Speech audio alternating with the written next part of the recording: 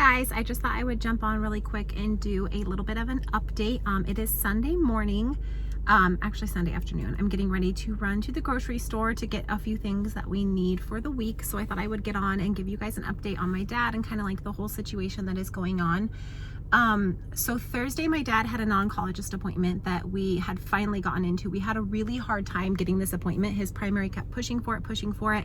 And the oncologist was just not on top of things. They were like, oh yeah, we need to get him in and we need to get him in, but we have to review this and that. And our primary had put it in as stat, like he wanted him to be seen like right away, because he had seen him in person and knew that my dad wasn't able to walk on his own, like needed like basically someone to help care for him all the time. And he knows that's a lot on us, and he just wanted us to have answers. So my dad's primary called and gave us the appointment time and said it's Thursday at 2:30. My mom had had a mammogram the week prior where they found a lump in the mammogram. So they wanted her to come in for a recheck on Thursday at 2:45. She wanted to cancel because of my dad's oncologist appointment. And we said, no, like this is serious too. Like you going in and getting that redone, like a recheck done, is very important. So we said, you go to your mammogram. My brother and I said we would take my dad to the oncologist, because when all of this happened, we let my brother know Saturday night what the doctor said. By Sunday morning, him, my sister-in-law, and their brand new baby were on the road, and they drove straight through and got here Monday morning. So we had a bunch of support. My sister flew in Tuesday afternoon and stayed for a couple of days. Like our family that's just what our family does. When something like this happens, we all come together, we support each other, we help out. So it was amazing having family here. But anyways, we told my mom, you keep your appointment. And my brother and I took him to the oncologist because my sister was flying out. So she had to go back home, get back to work. So Nick and I took my dad to the oncologist. Because of COVID, only one of us at a time was allowed in. Nick wanted me to go in, so I went in with my dad. And when I went in to check him in, they were like, well, we don't have any record of an appointment for him. And I'm like, he has an appointment. His primary made the appointment for him. It's at this time. Like, this is in Phoenix at the MD Anderson Cancer Center. Like, how would I pull this place like out of a hat and just be like, you know what, I think we're gonna go here today at this time. So I was like, no, he has an appointment. And they were like, well, I'm sorry, but he's not on the books. And they're like, we can get him in next week. And I was like, because this was Thursday, like I said, and they said Friday we're all booked. And I said, no, this is not acceptable. He has an appointment. He needs to be seen today. Like, he is not in very good shape and he needs to be seen. And my dad, one of the symptoms, is like the confusion, and he was so confused. It didn't even faze him. Like something like that would have normally upset him. Like, what? I had an appointment. We just came all this way. And he was just like, well, oh well. And I'm like, no, Dad, it's not okay. So I got on the phone with his primary and spoke to the gal that scheduled the appointment. And she was like, put me on the phone with the office manager at the cancer center. So I did. And she was like, I made this appointment for them. They have an appointment. Like, this is unacceptable. So she said, well, let me talk to the doctor and see if he can get you in. So she talked to the doctor and he said, yes, I can get you in. So he reviewed my dad's stuff real quick and got him back. So the moral of that whole little spiel, I'm sorry, you guys, my brain is all over the place. But the moral of that whole little spiel is like, when somebody that you're helping care for, like a family member, a friend, whatever, is not getting what they need, like care-wise, like medically, you need to be their advocate. I was not going to take no for an answer. Like, he has an appointment. You're going to see him. Like, it's not my fault if you screwed it up. We literally just drove 45 minutes. He is not in good shape. He needs to be seen. So the doctor was amazing. He went over everything. My poor dad was really confused.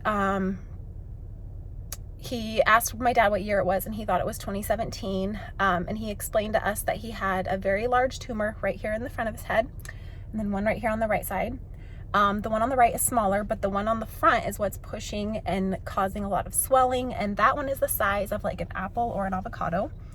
And that is what's causing his confusion. That's what's causing him to not be able to walk, like his, problems with his balance and his movement and all that. So it's just causing a lot of hectic, it's not good. Something that size in your head should not be there. So he said, what I'm going to do, and thankfully, even though only one of us could go in the appointment with him, my brother was on speakerphone the entire time, so he heard the entire appointment. And he said, I need you guys to go next door right now, and he needs to be admitted to the hospital. He needs to have surgery and have this taken out. So he called the neurosurgeon over at the hospital, let him know everything that was going on, and sent everything over to him. And then he also spoke to the ER doctor. So we literally left that office, drove right across the street to the hospital. I took my dad into the emergency room, and my brother ran to go pick up my mom. Like I said, 45 minutes away, so he left to go get her. And I was able to sit with my dad in the emergency room. Once you're admitted, though, they don't let anyone come up to your room, so I was able to sit with him. I was in the emergency room with him for a couple hours. And the neurosurgeon came in, and I got to meet him and talk to him, and he went over everything and like what they're going to do for surgery. And he said that it would not be done that night. It would be done the next few days. They were going to give my dad some steroids to reduce the swelling, and some anti-seizure medication, because he was also having seizures in between like his passing out and stuff like that. So they needed to get the swelling down and everything like that. And then he needed to get some pre-surgery workup done to make sure that it was safe for him to go under anesthesia. Even though he had been recently to the cardiologist, they wanted their cardiologist to check him out and everything, and just make sure it was safe for him to go under anesthesia. So we dropped him off at the hospital Thursday. We've talked to him a couple of times. Obviously, we can't see him, but his surgery is set for first thing tomorrow morning, which would be Monday. So he called yesterday, and we all got to speak to the neurosurgeon, and he said that obviously, like, they can't say 100% for sure that it's the glioblastoma. I'm not quite sure how you pronounce it, but he's pretty sure it's more than likely that's what it is. The symptoms, the signs, how it looks on the MRI with his age, my dad's 70 years old, that's probably what it is.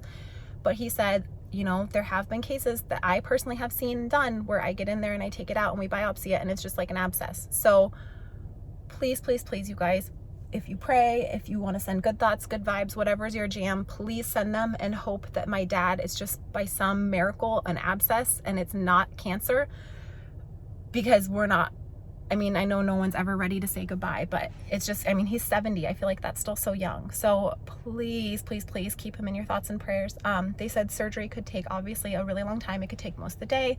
Just kind of depends on what they find when they get in there. So as soon as we get an update from the doctor, I will let you guys know. They said that they might have some kind of idea after they get it out, like during surgery, on what it is, but they won't know for sure 100%. And he said probably till middle of the week, maybe even like Wednesday.